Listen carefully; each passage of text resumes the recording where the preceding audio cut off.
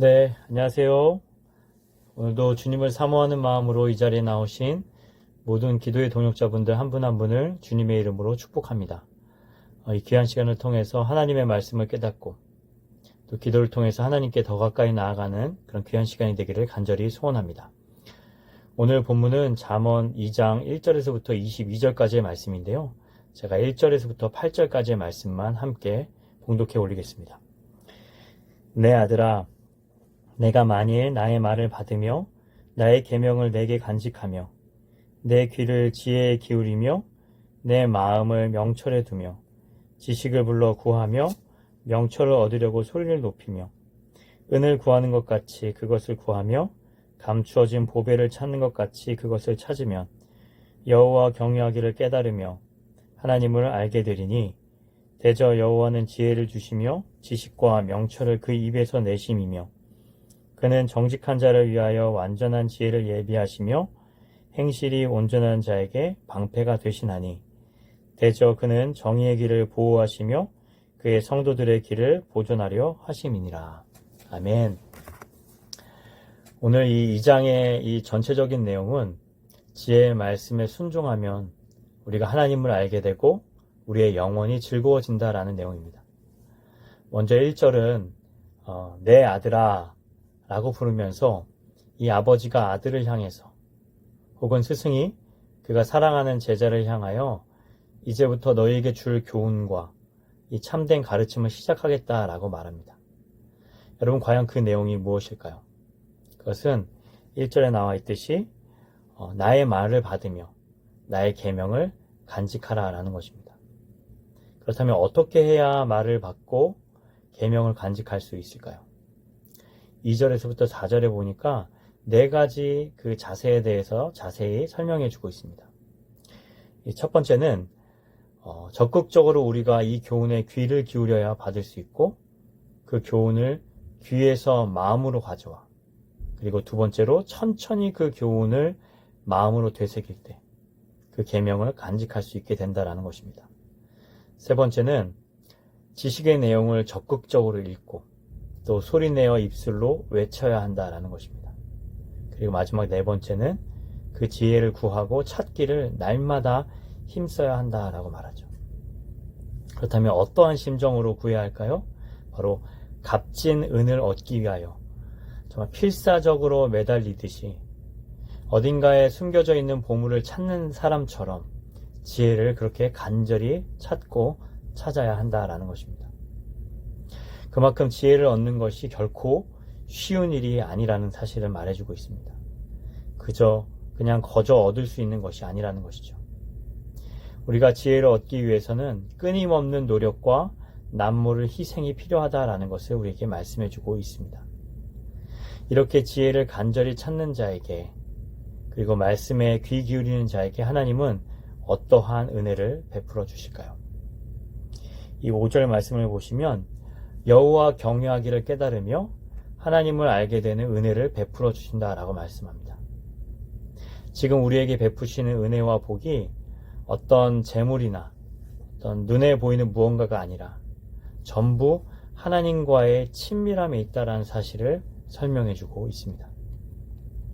여러분 이처럼 지혜는 세상의 물질과 명예와 같은 그 무언가가 우리를 풍요롭게 해주기보다는 오직 하나님을 경외하고 그분을 더욱 알아가는 것이 우리 삶의 진정한 복이다 라는 사실을 깨닫게 해준다라는 것입니다.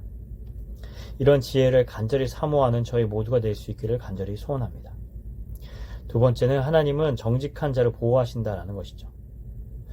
앞에서 살펴봤던 것처럼 우리가 지혜를 얻어야 즉 하나님을 잘 알아야 그분의 백성으로서의 은혜를 누릴 수 있다라고 말하였습니다. 그렇다면 이러한 원리는 어디서 나온 걸까요? 6절 말씀 보시면 지혜는 사람의 노력에 의해서 얻을 수 있는 무언가가 아니라 오직 하나님께서 우리에게 공급해 주셔야만 얻을 수 있다라는 것입니다. 이처럼 하나님만이 지혜를 공급해 주시는 근원이시기에 우리가 그분을 경외하고 또 그분의 말씀에 순종할 때 비로소 참된 지혜를 공급받고 그 지혜를 통하여서 그분의 백성으로서의 은혜를 누릴 수 있게 된다는 것이죠. 그럼 어떤 이들에게 이것을 주실까요? 7절 말씀해 보시면 정직한 자에게 주시겠다라고 합니다. 여기서 여러분, 이 정직한 자란 하나님과 거짓 없이 진실한 관계를 맺으며 살아가는 사람을 가리킵니다. 그러므로 하나님은 자신이 가진 지식을 뽐내며 자랑하는 자가 아니라 정말 겸손히 하나님 경외하기를 깨닫고 하나님 알기를 사모하는 정직한 자와 함께 하시고 또 그런 자에게 흔들리지 않는 그 믿음을 주심으로 이 7절과 또 8절 말씀에서처럼 우리의 방패가 되어 주셔서 친히 우리가 걸어가는 그 모든 길 가운데 동행해 주시고 우리의 삶을 지키시고 보호해 주신다라는 것입니다. 이처럼 지혜를 가까이 하는 자는 보호를 받고 더 큰 은혜와 즐거움을 누리게 된다라는 것입니다. 평소에 우리가 어떤 일을 할 때 그냥 아무 이유도 모른 채 그냥 하는 것보다 더 괴로운 일은 없습니다. 하지만 그것을 왜 해야 하는지 알고 행한다면 더욱 기쁜 마음으로 자발적으로 할 수 있게 되겠죠. 마찬가지로 우리가 지혜의 말씀에 순종하면 하나님이 왜 그 일을 하게 하셨는지, 왜 나에게 하나님께서 그런 말씀을 주셨는지를 깨닫게 된다는 것이죠. 그래서 우리가 어떤 상황에서도 하나님의 말씀을 붙잡고 있으면 이 12절에 나오는 말씀처럼 이 악한 자들의 유혹과 방해를 받는다 할지라도 흔들리지 않고 그 어떤 상황에도 의심하지 않고 그리고 내 영혼이 낙심하지 않고 끝까지 하나님의 인도하심을 붙들게 된다라는 것이죠. 우리 성도님들도 이 지혜의 말씀에 더욱더 귀 기울여 유혹에 넘어가지 않고 우리를 신실하게 인도해 가시는 하나님의 섭리와 그 계획을 깨닫게 되시기를 간절히 소원합니다. 이제 마지막 세 번째 단락입니다. 오늘 이 13절 말씀에 보시면 정직이라는 단어가 나오고 있는데요. 여기서 이 말하는 이 정직이란 거짓으로 하지 않고 솔직하게 행동한다는 뜻, 그리고 동시에 한눈 팔지 않고 올바른 길을 선택한다라는 의미도 있습니다. 이처럼 지혜는 우리를 정직한 길로, 즉 우리가 가야 할 바른 길이 무엇인지를 알려주고 혹 우리가 잘못된 길을 걸어간다 할지라도 금방 벗어날 수 있도록 도와준다라는 것이죠.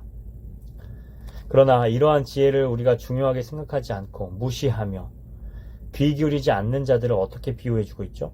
그러면 이 16절부터 쭉 내용을 살펴보시면 마치 아내를 버리고 다른 여인의 유혹에 빠져 도무지 자기 자리를 찾지 못하는 이 바람둥이 남편처럼 타락의 길, 멸망의 길로 걸어갈 수밖에 없다라고 묘사해주고 있습니다.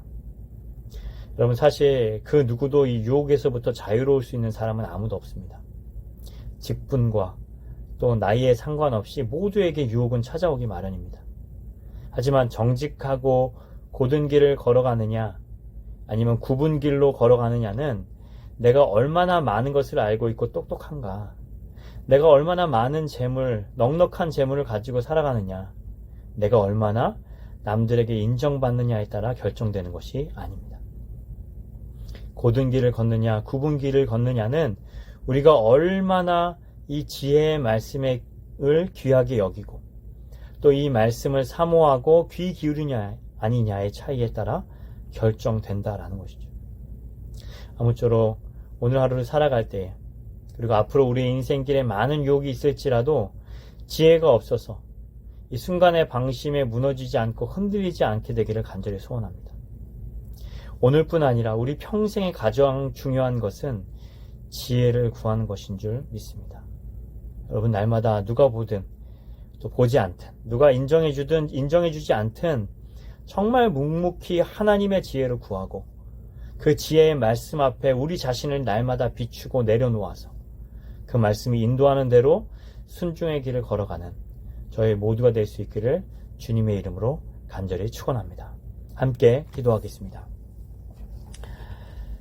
오늘도 살아계신 하나님, 아버지가 자녀를 바른 길로 인도하기 위해 아낌없이 사랑의 충고를 하듯이 이 잠언의 말씀이 저희의 인생을 바른 길로 또 하나님의 기쁨이 되는 길로 이끌어 주는 줄 믿습니다.